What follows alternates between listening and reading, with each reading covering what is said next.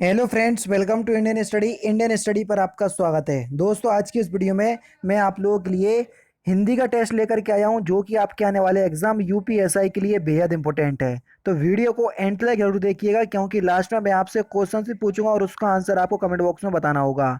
साथ ही साथ इस वीडियो की पीडीएफ डिस्क्रिप्शन में टेलीग्राम चैनल का लिंक दिया हुआ है, वहां से आप प्राप्त भी कर सकते हैं। पहला क्वेश्चन आपके सामने कि यहाँ पर आपको पर्यायवाची शब्द यानी कि समानार्थक शब्द, समानार्थी शब्द और पर्यायवाची शब्द बाद बराबर में है। तो आपको बताना है कि निम्नलिखित में से कौन सा पर्यायवाची शब्द है। सूरज का पर्यायवाची शब्द आपको बताना है कि सूरज का पर्यायवाची शब्द कौन सा है। तो सही आंसर आपका क्या हो जाएगा? तरणी। तरणी शब्द जो है ये आपका सूरज का पर्यायवाची है। तीसरा ऑप्शन यहाँ पर आपका बिल्कुल क्या होगा सर? करेक्ट होगा। जल्दी का आपको पर्यायवाची शब्द बताना है कि जल्दी का पर्यायवाची शब्द क्या होगा।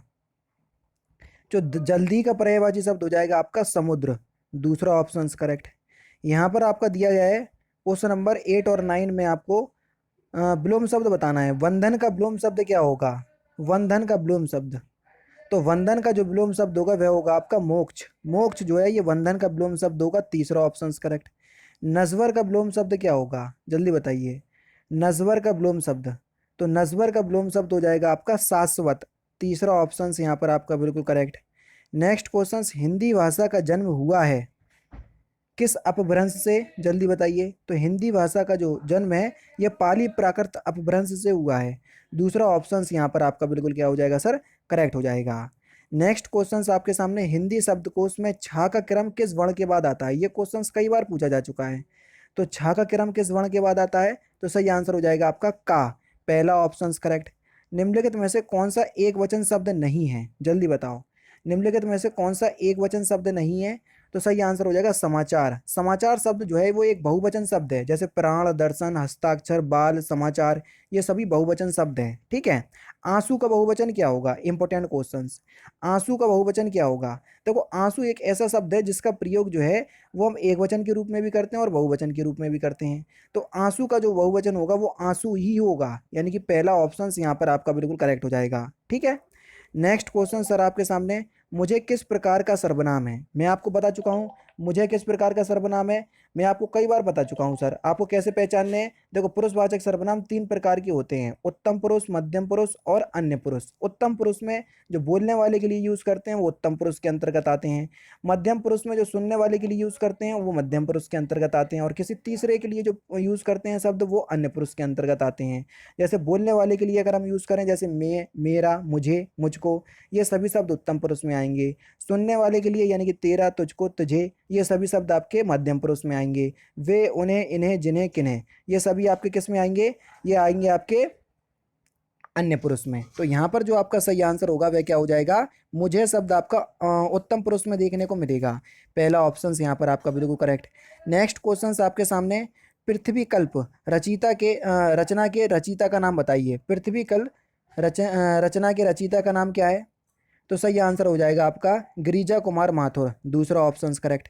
कागज के फूल, इस रचिता के रचना का नाम क्या है? तो सही आंसर आपका क्या हो जाएगा? Option number D, Bharat Bhushan Agarwal. चौथा ऑप्शन करेक्ट। चित्रलेखा, इस रचना के रचयिता का नाम आपको बताना है। चित्रलेखा इंपॉर्टेंट क्वेश्चन है।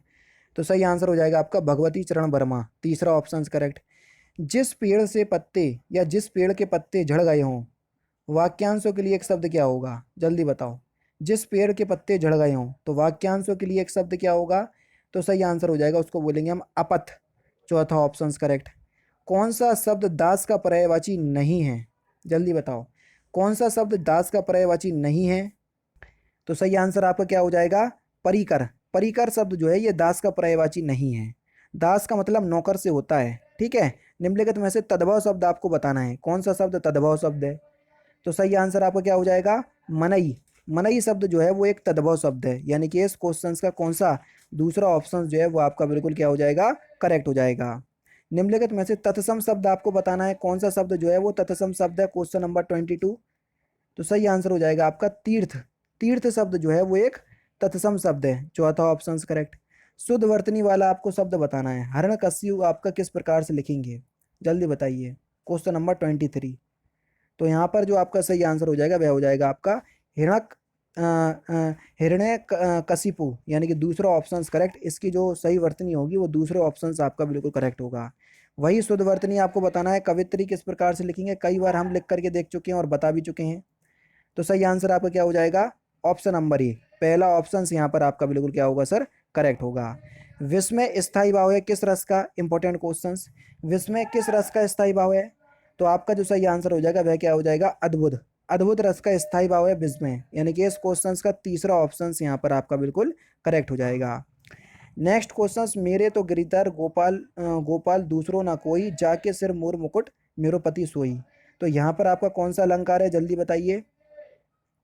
तो यहाँ पर आपका सही अलंकार कौन सा हो जाएगा, श्रृंगार, सॉरी रस के बारे में पूछा है, तो यहाँ पर आपका श्रृंगार रस हो जाएगा। कौन सा सर, श्रृंगार रस, दूसरा ऑप्शन यहाँ पर आपका बिल्कुल करेक्ट।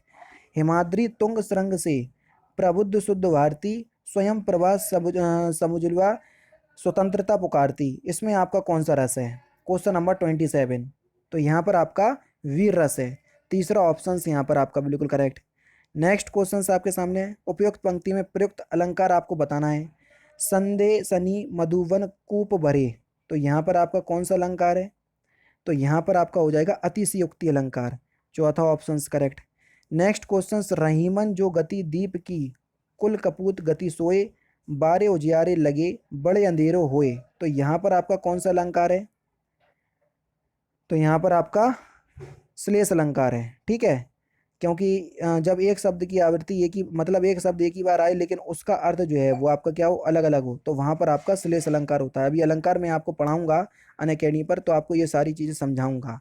कौतन्य शब्द में कौन सा प्रत्यय है, जल्दी बताइए, कौनते शब्द में कौन सा प्रत्यय है, तो सही आंसर हो जाएगा आपका अप्रत्यवाचक तदित प्रत्यय, यानी कि इस क्वेश्चन का पहला ही ऑप्शन करेक्ट। हिंदी की बोलियों को कितने वर्गों में रखा गया है, तो हिंदी की बोलियों को कितने वर्गों में रखा गया है, तो सही आंसर हो जाएगा सर 5 वर्गों में रखा गया है, तीसरा ऑप्शन यहाँ पर आपका बिल्कुल करेक्ट है। जूते चाटना इस मुहावरे का सही अर्थ क्या है, जूते चाटना इस मुहावरे का सही अर्थ क्या है, तो सही आंसर हो जाएगा आपका खुशामद करना, दूसरा ऑप्शन करेक्ट। चांदनी काटना इस मुहावरे का सही अर्थ क्या है, चांदनी काटना इस मुहावरे का सही अर्थ क्या है, तो सही आंसर हो जाएगा आपका अधिक लाभ कमाना, यानी कि इस क्वेश्चन का तीसरा ऑप्शन करेक्ट। 34-35 में क्या करा इन्होंने, एक क्वेश्चन को 4 भागों में व्यक्त कर दिया, जिस पार्ट में गलती है वही आपको चुनना है। चलो देखो, एक सहयोगी का अचानक छुट्टी से चले जाने के कारण हम सभी पर कार का बोझ बढ़ गया, तो सही आंसर क्या हो जाएगा, सहयोगी का अचानक चले जाने पर, एक सहयोगी नहीं, सहयोगी का अचानक चले जाने का, क्योंकि सहयोगी का मतलब ही उससे है, तो पहली पार्ट में गलती है यहाँ पर। ठीक है, नेक्स्ट क्वेश्चन, मंच पर जब कभी अपनी कविता को स्वयं आप पढ़कर, अब देखो स्वयं का भी मतलब वही होता, आपका भी मतलब वही होता।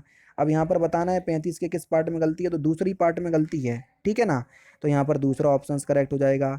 शुद्ध व अशुद्ध वाक्य आपको बताना है, निम्नलिखित में से कौन सा अशुद्ध वाक्य, क्वेश्चन नंबर 36। अध्यापिका ने शिष्य से प्रश्न पूछा, पहला ही ऑप्शन जो है वो आपका बिल्कुल क्या हो जाएगा, अशुद्ध हो जाएगा, पहला ऑप्शन करेक्ट है। ठीक है, निम्नलिखित में से कौन सा वाक्य शुद्ध है, क्वेश्चन नंबर 37, जल्दी बताओ। तो सही आंसर क्या हो जाएगा, दुकानदार ने ताला खोला, पहला ही ऑप्शन करेक्ट हो जाएगा।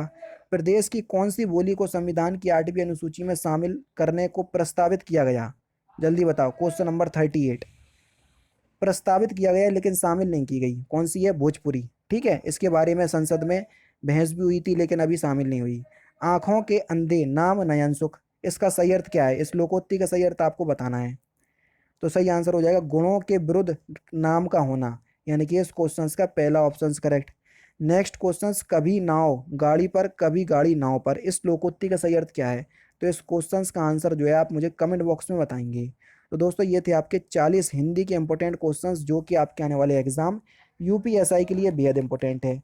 अगर आपको वीडियो पसंद आए तो प्लीज़ दोस्तों वीडियो को लाइक और शेयर जरूर कर दीजिएगा। तो दोस्तों फिलहाल की वीडियो में सिर्फ इतना ही। अगर आपको वीडियो पसंद आए तो प्लीज़ दोस्तों वीडियो को लाइक कीजिए, शेयर कीजिए और साथ ही साथ हमारे चैनल को सब्सक्राइब करना ना भूलें, क्योंकि मैं रोजाना इसी तरह के वीडियोज़ आप लोगों के लिए लाता रहता हूँ। नमस्कार दोस्तों, जय हिंद, जय भारत।